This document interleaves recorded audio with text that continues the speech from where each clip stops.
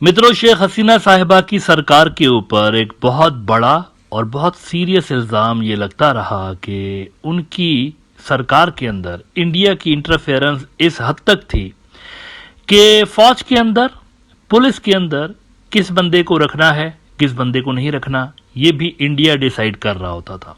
अब ये बात यहाँ ब्रॉडर व्यू के अंदर भी हम कई मरतबा कह चुके हैं कि इंडिया बहुत ज़्यादा इंटरफेयर कर रहा होता है बांग्लादेश के इंटरनल मामलात में, और बांग्लादेश की अपोजिशन जमातें भी इस चीज़ का इजहार टाइम टू टाइम करती रही हैं जब शेख हसीना गवर्नमेंट में थी। लेकिन आज खुद इंडिया का जो मीडिया है वो कन्फेस करने लगा है और इंडियन ऑफिशियल्स कन्फेस करने लगे हैं। उन्होंने एक ऐसा स्टेटमेंट दिया है जिससे ये साफ तौर पर जाहिर हो जाता है कि वाकई ऐसा ही था। इंडिया वाकई डिक्टेट करता था शेख हसीना साहिबा को कि किसको रखना है, किसको नहीं रखना। ये इंडिया ने आज मान लिया है। मौजूदा जो आर्मी चीफ है वकारुज़्ज़मा साहब, वकारुज़्ज़मा साहब के हवाले से इंडियन मीडिया ये क्लेम कर रहा है कि जब शेख हसीना साहिबा ने वकारुज़्ज़मा को अपॉइंट किया तो इंडिया खुश नहीं था और इंडिया ने इनको कहा था कि इनको मत अपॉइंट करिए, किसी और को रखिए, इनको मत करिए। ये आज इंडिया ने, उनके जो ऑफिशियल्स हैं उन्होंने कन्फेस किया है। अब इस पे आगे बात करने से पहले ज़रूरी है कि हम इसका रेफरेंस देख लें कि कहाँ पर ये खबर छपी है। बिजनेस टुडे, इंडिया के सबसे बड़े अखबारात में से एक, बिजनेस टुडे ने कहा है कि history repeating in Bangladesh, India warned ex PM Sheikh Hasina over appointing General Waker-Uz-Zaman as army chief.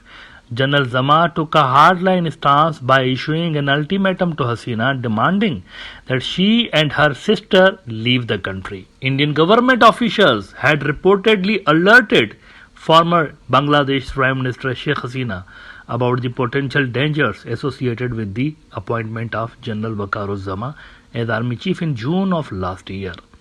तो उनके सरकारी ओहदेदार अब मीडिया को खुद बता रहे हैं कि हाँ, हम बांग्लादेश के इंटरनल मामलात में इस हद तक घुसे हुए थे कि सबसे बड़ी सिक्योरिटी से जुड़ी हुई जो पोस्ट थी आर्मी चीफ, वहां पर भी हम सजेस्ट करते थे कि इसको रखो, इसको नहीं रखो। अब ये जो उन्होंने बात की है ना कि अल्टीमेटम दिया है तो इसलिए ये बुरे बन गए इंडिया की नजर में कि अल्टीमेटम क्यों दिया 45 मिनट का। भाई अगर ये अल्टीमेटम ना देते और इनको यहां से ना खिसकाते इनकी ऑफिशियल रेजिडेंस से, तो आपको अंदाजा भी है कि ये जो हजारों प्रोटेस्टर्स इनके ऑफिशियल रेजिडेंस के अंदर घुस गए थे, ये क्या करते हैं इनके साथ? कोई अंदाजा है आपको? अकल है कोई आपको? इसने तो अच्छा काम किया है वकारुज़्ज़मा ने इनको यहां से भगा के, वरना इनकी क्या हालत हो जाती अगर हजारों लोग इनकी रेजिडेंस के अंदर घुस जाते। क्योंकि फौज के निचले जो सिपाही हैं उन्होंने तो मना कर दिया था, उन्होंने तो हाथ खड़े कर दिए कि अपने लोगों पे गोलियां नहीं चलाएंगे, तो ये लोग अंदर घुस के आ गए। तो वकारुज़्ज़मा ने तो अगर आप एक तरह से देखें तो शेख हसीना के फेवर में काम किया है, उनको वहां से खिसका के तो इन्होंने फेवर किया उनके ऊपर। लेकिन इंडियन मीडिया इस पे गलत तरीके से रंग देने की कोशिश कर रहा है। लेकिन बाय द वे सबसे बड़ा क्वेश्चन यह है कि इंडिया किस कैपेसिटी में इनको एडवाइस करता था कि ये बंदा रखो और ये बंदा ना रखो, इनका क्या काम है? बांग्लादेश का आर्मी चीफ है ना, इंडिया क्यों एडवाइस दे रहा था कि इस बंदे को रखो या इस बंदे को ना रखो? ये क्यों डिक्टेट कर रहे थे? ये सोचने की बात है।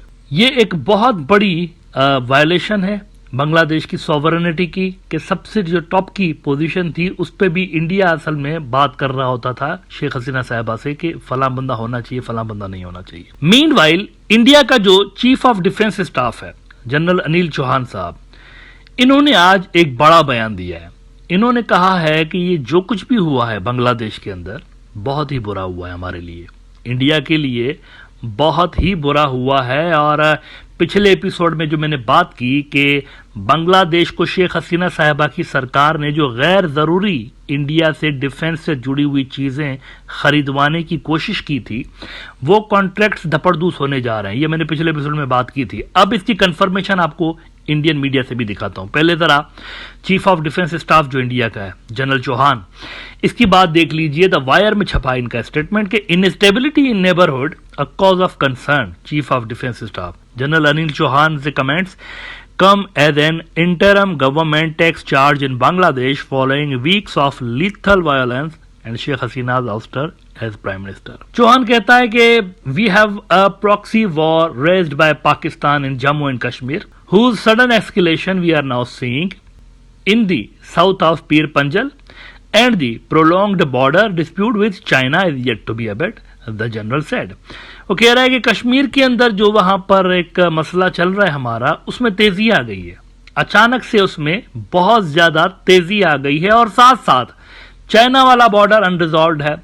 ऐसे में यहां पर ये जो कुछ भी हुआ है बांग्लादेश के अंदर, ये बड़े चिंता की बात है, बड़ा कंसर्न है कि पहले वाले मसले हल हुए नहीं है और ये दूसरे मसले हमारे लिए क्रिएट हो गए हैं। अब वो जो मैंने बात की कि बहुत सारे डिफेंस के जो एग्रीमेंट्स हैं, यानी जो मौजूदा एग्रीमेंट्स हैं और जो पोटेंशियल एग्रीमेंट्स जो होने वाले थे और भी, ये सारे के सारे धपड़धूस होने जा रहे हैं। इस पे आप देखिए यही न्यूज आउटलेट लिख रहा है, द हिंदू एक और इंडिया का अखबार है, उसके रेफरेंस से कि the newspaper also reported that there are concerns around the future of Indo Bangladeshi military cooperation which was strong during Hasina's term as PM in light of Bangladesh regime change.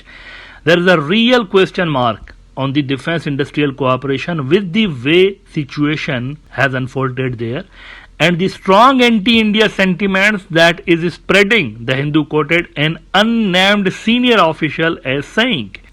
Indian जो officials हैं वो कह रहे हैं कि वहां जिस तरह का माहौल है बांग्लादेश के अंदर हमारे खिलाफ, उसको देखकर हमें लग नहीं रहा कि कोई ज्यादा पोटेंशियल है, कोई ज्यादा फ्यूचर है। हमारे डिफेंस इंडस्ट्रियल कोऑपरेशन का अपना जंक भेजने की वहां पर कोशिश कर रहे थे ना, ऐसे ही बस फजूल किस्म के जंक नहीं होता, जंक कबाड़ खाना, तो कबाड़ की चीजें बांग्लादेश को यहां पर बेचने की तैयारियां हो रही थी, क्योंकि मोदी साहब को यह दिखाना था असल में कि इसका मेक इन इंडिया का जो पुश है, मेक इन इंडिया एक प्रोजेक्ट मोदी ने लगाया हुआ है, डिफेंस के हवाले से भी इसने मेक इन इंडिया का एक ड्रामा क्रिएट किया हुआ है, अजब सा ड्रामा क्रिएट किया है।